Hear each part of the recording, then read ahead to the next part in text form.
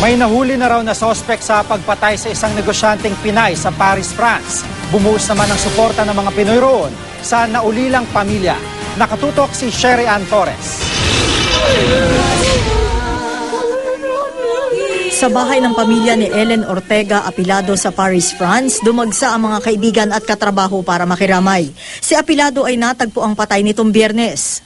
Hindi ako magpaniwala sa nangyari. Ang alam ko, ang kapatid ko wala talagang kaway.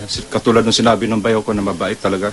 Isang araw matapos ang religious service, hindi ininda ng mga kaibigan ni Ellen ang matinding lamig. Nagtipon sila sa labas ng pagmamay-ari ng travel agency kung saan nangyari ang krimen. Nag-alay sila ng bulaklak at dasal para sa kababayan. Ang una-una nating gagawin, ang una nating dapat buuin ang sumigaw ng hustisya para sa kababayan nating si Ellen Apilado. Sa pagkawala po ni Sister Ellen, nalulungkot po ako at mabuting tao po siya. Sa investigasyon, lumalabas na ginilitan si Ellen. Tadtad din siya ng saksak ng matagpuan. May nahuli na raw na suspect ang French police. Isang lalaki na nasa 40 taong gulang, maputi at malamang daw na kilala ni Apilado. Nakatakdang maglabas ng karagdagang detalye ang mga otoridad sa susunod na linggo.